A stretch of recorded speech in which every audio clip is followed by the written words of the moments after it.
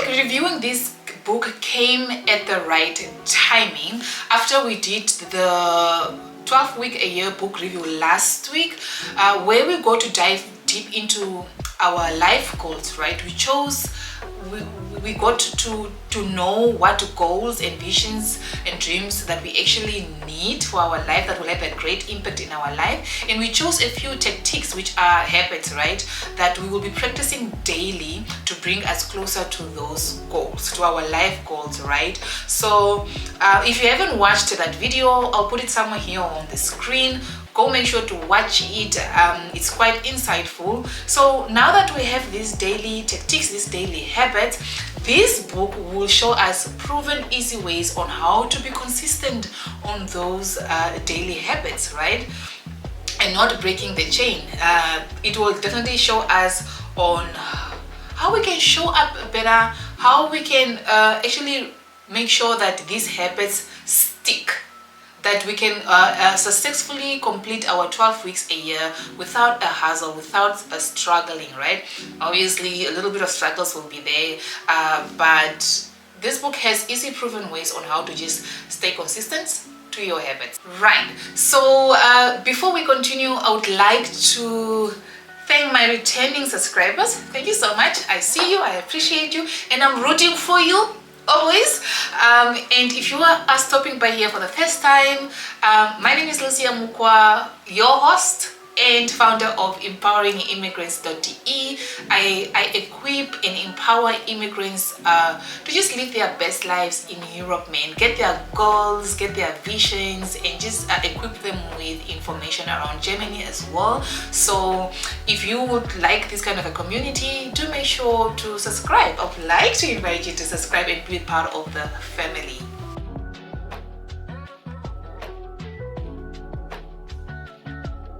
Now, to get into today's book review, I would like to start off with my favorite verse in the Bible. I have lots of favorite verses in the Bible, but this one stands out. And it reads that no one puts, it's in Luke 5:37, and it reads that, and no one puts new wine into old wineskin, right? Else the wineskin will be ruined, it will spill and it will be ruined, right? But you put new wine into new wineskin. Hence, your old identity and your old habits will not be able to carry your goals, your visions, and your dreams, right? You will need to have new habits, right? You will need to have new habits that will create a new identity that can actually carry your goals, right? You will have to unbecome and do a lot of unlearning, totally eliminating your old habits, because if you want something different out of your life, obviously your goals, your dreams and visions, you have to reach them, right? I'm not saying it's a destination. I think it's a lifelong process and assignment and calling, but you always have to get better and better and better and get to certain levels, right? But to get there, you have to do different things, and to do different things, well, you will need new habits, right? You cannot do different things with your old habits, right? Just like the scripture says that you cannot put new wine into old wine skin, right? You will need to put new wine into new wine skin, right? Hence, making provision. You make provision inside, like you make provision in your life to create new habits. If you let go of your old habits, right, you make that space, you become like a vessel, right? So hence that scripture stood out for me, and also hence just that importance that we need to eliminate bad habits first. We need to unbecome first. We need to unlearn first before we can become, before we can create new identities that will actually help us reach our goals, visions, and dreams, right?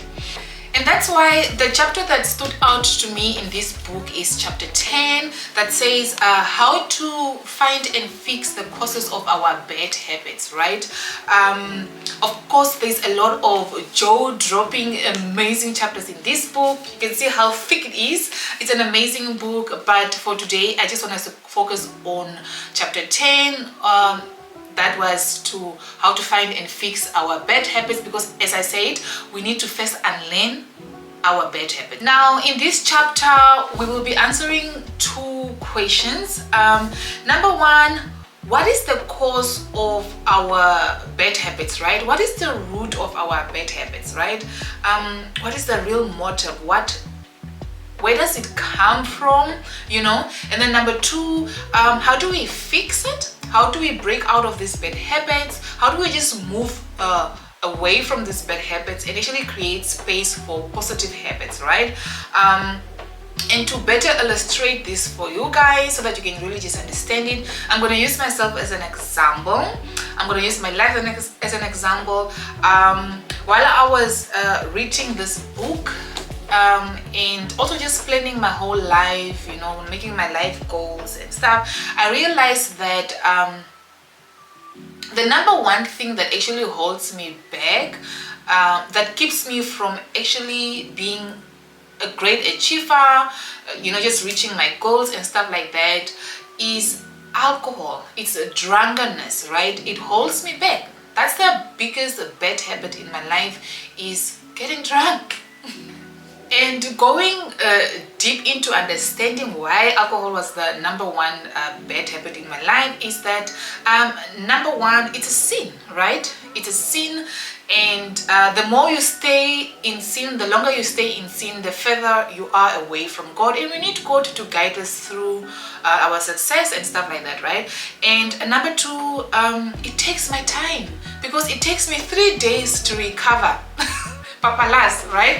It takes me 3 days to recover from it the next day, like 3 more days, right?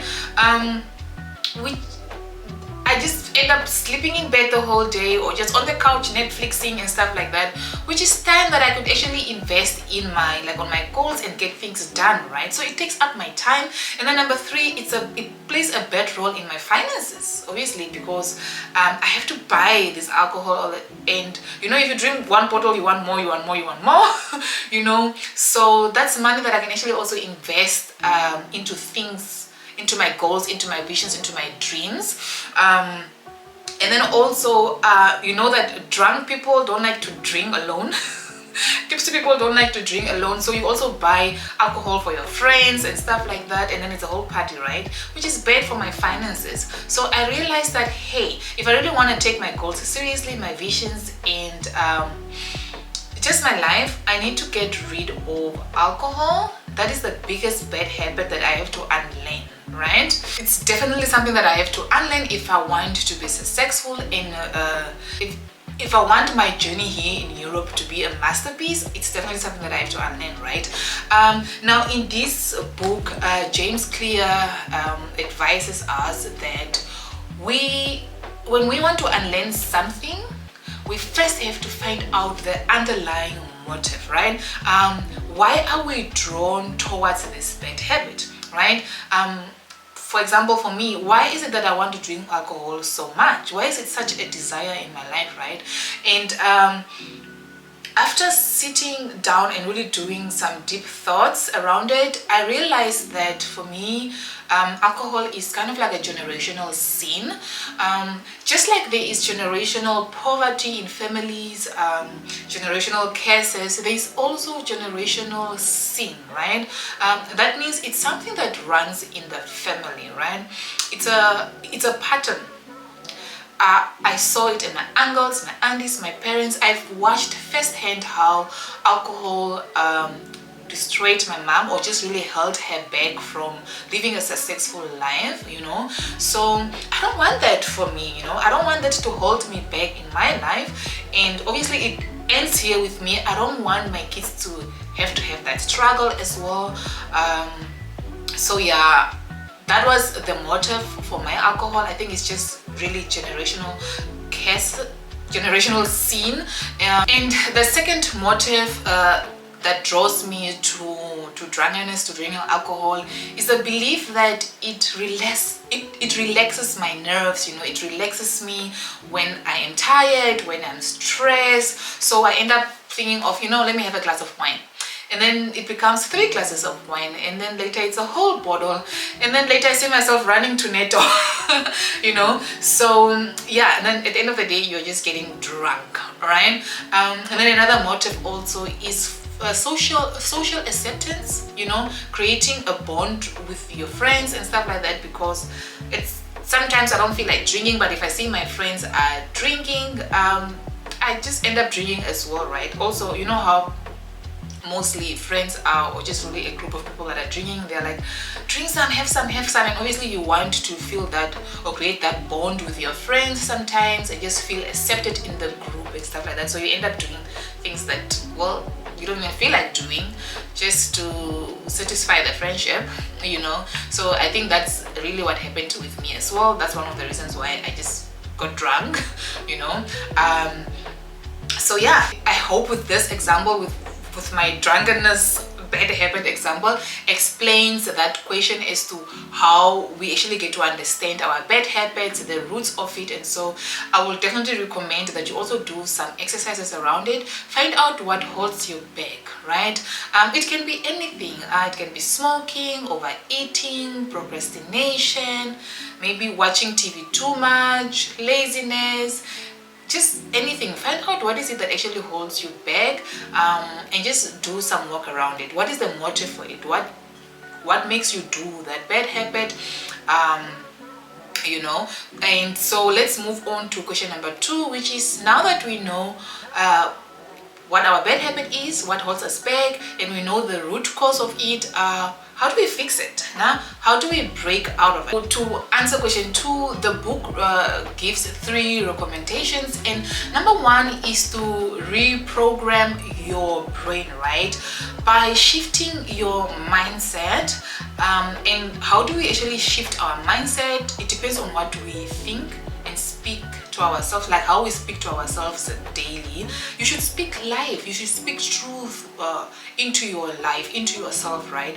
You hear people doing what they call mirror work. You know, you stand in front of the mirror daily, maybe as you brush your teeth, wash your face, and while doing that, you're in front of the mirror, right? And you speak truth in your life, right? For example, in my case, I'll tell myself, hey Lucia, you can actually be social without alcohol, you know. Alcohol doesn't actually relax your nerves. In the long run, it actually destroys them, you know. By speaking this kind of truth, you are getting it clear into your mind that, hey, by cutting out this bad habit, by cutting out alcohol, you are not losing anything, you know. Instead, you are building marvelous gains in your life, on your energy, on your confidence, on your body, and even in your money, right? So if you continue to speak this truth over your life and into yourself, you become more confident, you have self-respect, and you gain freedom from the bad habit, right? In this case, alcohol just becomes unattractive, because I continue to tell myself the truth about it, right? That it's not good for me, rather it does this for me, and I'm happy without it and stuff like that, right? So what you speak to yourself can do magic in your life. It changes your mind shift and your belief. So they always say, first change your mindset and your belief. Like, our mindset and our beliefs are the ones that drives our action, right? If I believe that alcohol is bad for me, I will not be drawn to it, you know. So yeah, continue to speak truth, continue to do the mind shift work. That's number 1, to just reprogram your brain and your belief against that bad habit. And then moving on to number 2 is to make the bad habit invisible, right? By reducing exposure to it. In my case, I'll get rid of alcohol drinks. I'll fill my house with non-alcoholic drinks, right? And there is a variety of non-alcoholic drinks, especially here in Germany, you know. So by filling my house with these non-alcoholic drinks, that's what I can see, right? So I am reducing the exposure of the alcoholic drinks, cutting it out of my life, and what I can see is just these non-alcoholic drinks. Another way that I can reduce exposure of the alcohol in my case will be to to be cautious of my environment. You know, the book shows us that disciplined people actually create an environment where they don't have to use their willpower so much and self-control so much in tempting situations, right? So they create environments where they don't have to be tempted all the time, right? They limit these tempting situations, right? So environments like parties and stuff like that, right? Instead of just fighting temptation and stuff like that, I think I should mostly reduce it, like going to parties or being around people that are always drinking, unless it's really necessary that I have to go to that party, or maybe just go visit a friend of mine. Yes, but I should be mindful to minimize those kind of activities in my life, just to reduce that exposure, right? I'm not saying never go to party, I'm not saying never hang around people that drink alcohol, but just minimize and be mindful of those kind of environments, so you don't always have to work on your willpower all the time and self-control and fight temptations and stuff like that, right? So yeah, in your case it can be anything really. What this option emphasizes on is to make the bad habit difficult, you know. So if you perhaps are dealing with overeating, instead of serving yourself like in a big round plate, maybe try serving yourself in a smaller plate. If watching TV too much, you are always on Netflix, it's the thing that holds you back, maybe try unplugging the TV every time you are after watching it, so that next time you have to go and watch it, you have to go and plug it in, which is it's gonna be difficult, right? Like, make those habits difficult, reduce the exposure, and just create an environment where you don't always have to exercise willpower, self-control and stuff like that. So that is a number 2. All right, so moving on to number 3 on how to break out of our bad habits is to reward yourself every time you avoid that bad habit, right? What is rewarded is repeated, and what is punished is avoided, right? That's why we even punish our kids, right? Let me explain. As human, we are wired to chase after those instant or that quick satisfaction, right? Also called instant gratification. You know, we want immediate pleasure. We chase those things that give us immediate pleasure and not delayed pleasure or delayed rewards. If something is gonna be rewardful and enjoyable later, but I'm doing it now, but the reward is coming later, it doesn't really satisfy me, right? I won't be really interested in it, right? But if something is giving me the immediate pleasure right now, I want to do it, and I will repeat it. I'll continue to do it and do it and do it and do it. That's why alcohol can be addictive, because it gives you immediate pleasure. It gave me immediate pleasure.